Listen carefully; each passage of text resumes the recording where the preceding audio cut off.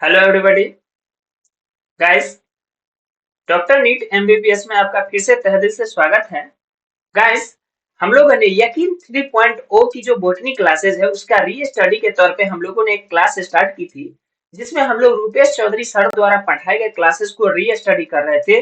उसको अपने भाषा में हम लोग समझने की कोशिश कर रहे थे। तो उम्मीद करते हैं कि आपने इससे पहले की जो क्लासेस देखी होगी वो आपको बहुत अच्छी लगी होगी, और अगर उससे रिलेटेड आपका किसी भी तरीके से कोई क्यूरी है तो वो हमें जरूर बताएं। तो चलिए हम लोग क्लासेस स्टार्ट करते हैं समय बिना गवाए हुए। चलिए, तो कल की क्लासेस में, ठीक है, कल की क्लासेस में हम लोगों ने क्रोमैटिन और क्रोमोसोम के बीच के डिफरेंस को समझा था, और आज की क्लासेस में हम लोग आगे बढ़ते हुए सेल डिवीजन को समझेंगे कि किस तरीके से एक सेल दो सेल में बढ़ती है, उसमें कौन कौन से फेज होते हैं और कौन कौन से एक्टिविटीज होती है जिसके कारण सेल टूटती है। ठीक है, तो चलिए हम इस चीज को स्टार्ट करते हैं। तो हमारा आज का टॉपिक है सेल डिवीजन, या फिर आप इसको सेल साइकिल भी कह सकते हैं। ठीक है, सेल साइकिल। इसके लिए हमें कुछ सेल्स को बनाना पड़ेगा, तो चलिए हम लोग सेल बनाते हैं।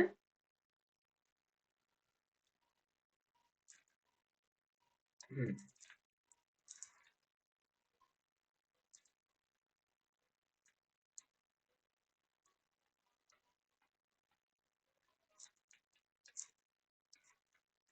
चलिए, यहाँ पे आप देख रहे होंगे कि मैंने सर्कल ले लिया। ठीक है, समझने के लिए मैं सर्कल को ही एक सेल मान लेता हूँ। और चलिए, इसको पहले हम अच्छे से एडजस्ट कर लेते हैं ताकि हमें अच्छे से समझ में आ सके। ठीक है,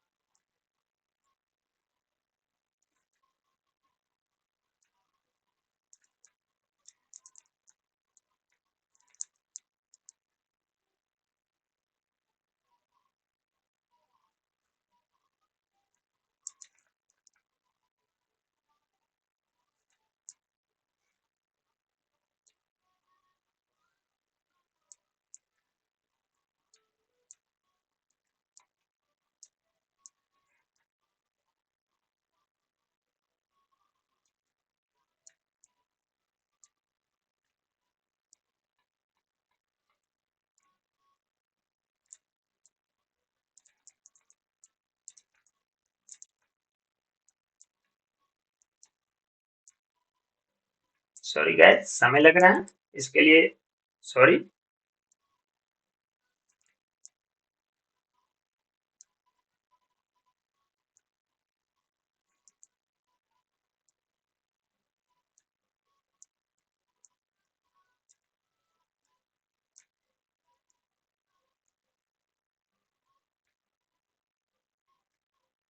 चलिए,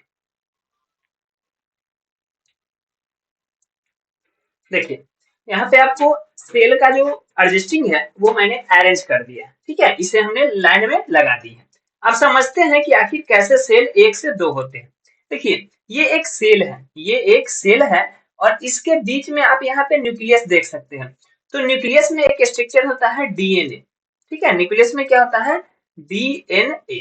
ठीक है, और यहाँ साइटोप्लाज्म होते हैं, ये पता ही है आपको। ठीक है, तो अब देखिए, ध्यान दीजिए यहाँ पे, इसे हम लोग कहेंगे पेरेंट सेल। ये जो एंगल है, ये सॉरी, ये जो सेल है इसे हम लोग कहेंगे पेरेंट सेल। अब क्या होगा कि पेरेंट सेल से जो डॉटर सेल बनेगा, इसमें कुछ फेजेस होते हैं। उस फेजेस को समझने की कोशिश करते हैं। सबसे पहला जो फर्स्ट फेज होता है उसे कहते हैं G1 फेज। ठीक है, दूसरा जो होता है उसे कहते हैं S फेज। तीसरा जो होता है G2 फेज होता है। उसके बाद M फेज होता है। ठीक है, इन सारे चीजों को हम लोग डिटेल से समझेंगे। पहले इन सब चीजों को एक समरी के तौर पे शॉर्ट में समझ लेते हैं। तो देखिए, समझने के लिए हम मान लेते हैं, ठीक है, मान लेते हैं समझने के लिए कि ये एक जो पेरेंट सेल है इसमें एक डीएनए है। मान लेते हैं कि इसमें एक डीएनए है, और 10 साइटोप्लाज्म में जो सेल ऑर्गेनेल्स होते हैं, कोशिकांग होते हैं, वो मान लेते हैं कि 10 है। ठीक है, आपको मान के चलना है। आप 20 भी मान सकते हैं, 40 भी मान सकते हैं, आप पे डिपेंड करता है। तो यहाँ पे हमने क्या किया, पेरेंट सेल पे मान लिया कि उसके न्यूक्लियस में एक डीएनए है और उसके साइटोप्लाज्म में 10 सेल ऑर्गेनेल्स है, ये हमने मान लिया। अब देखिए क्या होगा कि जब जब इसके जो सेल ऑर्गेनेल्स हैं, पेरेंट सेल के जब सेल ऑर्गेनेल्स सिंथेसाइज करेंगे, ठीक है, सेल ऑर्गेनेल्स क्या होंगे, सेल ऑर्गेनेल्स सिंथेसाइज करेंगे, संश्लेषित होंगे जब सेल ऑर्गेनेल्स, तो वो चले जाएंगे G1 फेज में, ठीक है।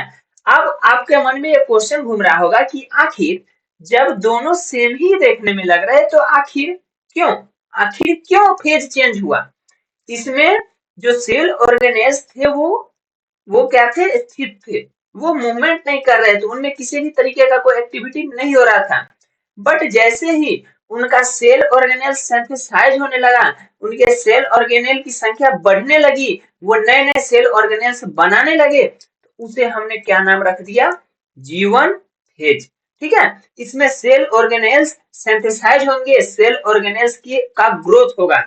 अब देखिए जब सेल ऑर्गेनेल्स का ग्रोथ हो जाएगा, ठीक है, तो इसके अंदर की जो सेल ऑर्गेनेल्स की जो संख्या है साइटोप्लाज्म में, वो बढ़ने लगेगी, ठीक है, पूरा बढ़ेगी नहीं, बढ़ने का प्रोसेस, सेल ऑर्गेनेल्स सिंथेसाइज होने का प्रोसेस स्टार्ट हो जाएगा।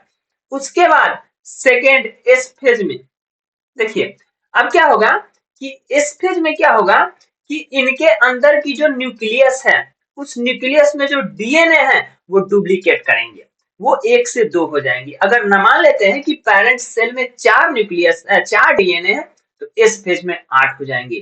पेरेंट सेल में अगर डीएनए 15 है तो इस फेज में 30 हो जाएंगे, ठीक है। तो यहाँ पे जो डीएनए है वो डबल हो जाएंगे, ठीक है। तो इस फेज में डीएनए का क्या होगा, रिप्लिकेशन होगा, डीएनए का रेप्लिकेशन होगा, ठीक है।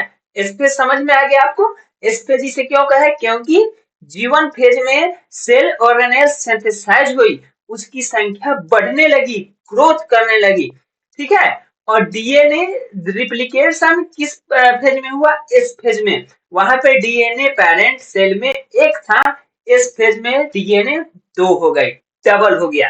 अब देखिए क्या होगा कि जब इसमें डीएनए का रेप्लिकेशन हो जाएगा, उसके बाद सेल की प्रोसेस जाएगी G2 फेज में।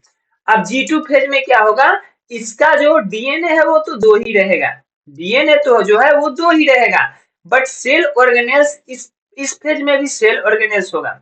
समझिएगा ध्यान से, यहाँ पे आपको कंफ्यूजन क्रिएट हो सकता है। सेल ऑर्गेनेल्स सिंथेसाइज होगी इस फेज में भी।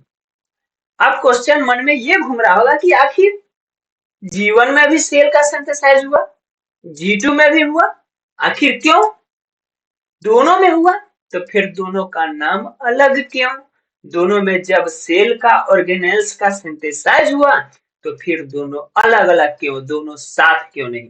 देखिए एक्चुअली में क्या होता है कि सेल ऑर्गेनेल्स का जो मैक्सिमम सिंथेसाइज होगा वो G1 फेज में होगा, ठीक है। और मिनिमम मतलब जो बच जाएगा वो हो जाएगा आपका G2 फेज में, और G2 फेज में टोटली रूप से सेल ऑर्गेनेल्स डबल हो जाएंगे, उनका डुप्लीकेशन हो जाएगा, ठीक है। तो इस चीज को फिर से समझ लीजिए। हमने एक सेल पेरेंट सेल ले लिया, ठीक है, उसमें मान लिए कि एक डीएनए है और 10 साइटोप्लाज्म में 10 सेल ऑर्गेनेल्स है मान लिए हैं, ठीक है। उसके बाद क्या होता है कि उसका जो सेल ऑर्गेनेल्स है पेरेंट सेल का, वो क्या होने लगता है, सिंथेसाइज होने लगता है, संश्लेषित होने लगता है, तब जाके वो कहलाता है G1 फेज। फिर अगला फेज में क्या होता है कि उसके अंदर जो एक डीएनए रहती है वो भी डुप्लीकेट करने लगती है, डीएनए का रेप्लिकेशन होता है, एक डीएनए 2 डीएनए में कन्वर्ट हो जाती है, तो उस फेज को कहते हैं हम एस फेज। उसके बाद नेक्स्ट लेवल में क्या होगा कि नेक्स्ट लेवल में भी सेल ऑर्गेनेल्स का सिंथेसाइज होगा, लेकिन G1 में जो सेल ऑर्गेनेल्स का सिंथेसाइज हुआ था मैक्सिमम, उसमें जो थोड़ा सा बच जाएगा वो हो जाएगा G2 में, और G2 में सेल ऑर्गेनेल सिंथेसाइज कंप्लीट हो जाएगी और इस तरीके से G2 फेज में सेल ऑर्गेनेल्स डुप्लीकेट करेगी और वो 10 से कितनी हो जाएगी 20 हो जाएगी। ठीक है, तो आपको parent cell G1 phase, S phase और G2 फेज उम्मीद करते हैं अच्छे से समझ में आ गया होगा। ठीक है, देखिए इन चारों को हम एक साथ कहते हैं इंटरफेज।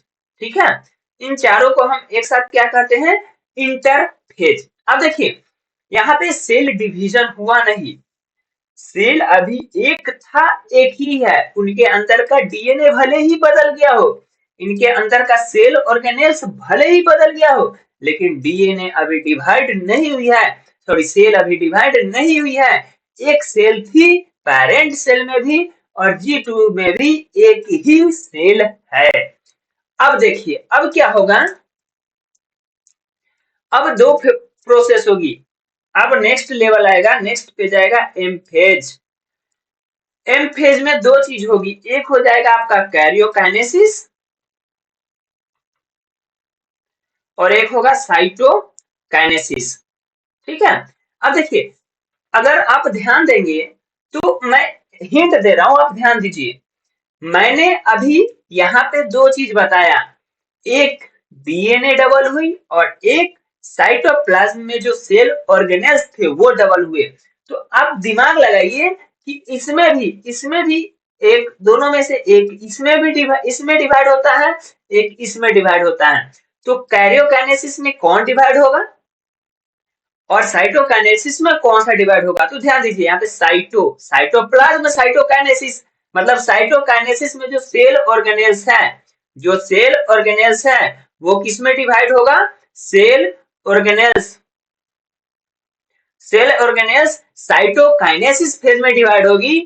और जो आपका डीएनए है यानी कि न्यूक्लियस है, हम न्यूक्लियस इसे क्यों क्यों बोले, क्योंकि न्यूक्लियस के अंदर ही डीएनए होती है, तो डीएनए का डिवीजन होता है कैरियोकाइनेसिस में। ठीक है, तो माइटोसिस फेज में दो फेज होते हैं, एक होता है आपका कैरियोकाइनेसिस, एक होता है आपका साइटोकाइनेसिस। कैरियोकाइनेसिस में न्यूक्लियस यानी कि डीएनए का डिवीजन होता है और साइटोकाइनेसिस में आपका सेल ऑर्गेनेल्स का डिवीजन होता है। ठीक है, तो यहाँ पे ये जो नया सेल बना, ये जो दो डॉटर सेल बनी, ये जो इसके बच्चे जो बने, ठीक है, इसके जो डॉटर सेल बने, इसमें कितने होंगे? इसमें सॉरी इसमें एक डीएनए होगा और इसमें भी एक डीएनए होगा। ठीक है, इसमें भी एक डीएनए होगा। अब हम अगर सेल ऑर्गेनेल्स की बात करें, साइटोप्लाज्मिक मटेरियल्स की बात करें, तो इसमें 10 था, इसमें भी 10 हो जाएगा, इसमें 10 था सेल और पेरेंट सेल में, तो इसमें भी 10 हो जाएगा। तो यहाँ पे हम लोगों ने समझा कि आखिर किस तरीके से पेरेंट सेल डिवाइड होके डॉटर सेल बनती है। और अगर हम लोग क्लासेस को आगे देखेंगे तो हम लोग G1 फेज को बहुत बढ़िया से एकदम मसालेदार तड़का लगा के पढ़ेंगे, इस फेज को भी हम लोग मसालेदार तड़का लगा के पढ़ेंगे, G2 फेज को भी, इंटर फेज को भी, उसके बाद कैरियोकाइनेसिस साइटोकाइनेसिस सारे चीज को डिटेल से पढ़ेंगे। ठीक है, तो आज हमें समझना था कि सेल साइकिल क्या होगा। अब देखिए अब क्या होगा कि ये जो डीएनए है, ठीक है, ये जो आपका सेल है, ये जिसे मैं यहाँ पे कचरा कर रहा हूँ यानी कि साइकिल सर्कल कर रहा हूँ, ये भी फिर एक समय आएगा, ये भी पेरेंट सेल बनेगी और फिर ये डिवाइड होकर डॉटर सेल बनाएगी, फिर वो भी इस तरीके से ये सर्कल चलते रहेगा, ये सर्कल चक्कर की तरह घूमते रहेगा, इसीलिए इसे हम क्या कहते हैं? सेल साइकिल कहते हैं। ठीक है, तो सेल साइकिल में इतना समझना था। उसके बाद हमें समझना है कि किस तरीके से सेल साइकिल होता है, कौन कौन से जो इंटरफेज है, जो एम फेज है, वो कैसे वर्क करते हैं, उन दोनों के बीच डिफरेंस क्या है, ये सारे चीजों को हम लोग अगली क्लासेस में देखेंगे। ठीक है, तो अगर इसमें आपको किसी भी तरीके का कोई प्रॉब्लम हो तो हमें कमेंट करके जरूर बताएं, और आपको क्लासेस अच्छी कैसी लगी है तो ये हमें जरूर लाइक करें, बताएं, और क्लासेस अच्छी लगी हो तो लाइक जरूर करें। और मैं पोल डालूंगा, ठीक है, जो यूट्यूब में जो पोल्स आती है, जो भी क्वेश्चन मैंने पढ़ाया उस क्वेश्चन से रिलेटेड जो पोल्स है वो मैं बना के डालूंगा। यकीन 3.0 में जो भी डीपीपी डाली जाती है, जो भी एमसीक्यू क्वेश्चंस डाली जाती है, तो जितना भी पढ़ाया है मैंने उससे रिलेटेड जो भी क्वेश्चन होगी वो सारा मैं पोल्स में डालूंगा और आप उसे बनाएंगे। इसकी मदद से आप एक तरह से बिना पेमेंट किए हुए, बिना यकीन से, बिना पीडब्ल्यू से जुड़े हुए अच्छी से तैयारी कर सकते हैं। ठीक है, तो गाइस हम लोग आज की क्लासेस यहीं पे खत्म करते हैं। कल की क्लासेस हम लोग आगे पेरेंट सेल G1 फेज से स्टार्ट करेंगे, एस फेज G2 फेज को अच्छी तरीके से डिटेल से पढ़ेंगे। तो बस आज के लिए बस इतना ही, अगली बार फिर मिलेंगे। Tata bye bye. वीडियो देखने के लिए आपका बहुत बहुत धन्यवाद।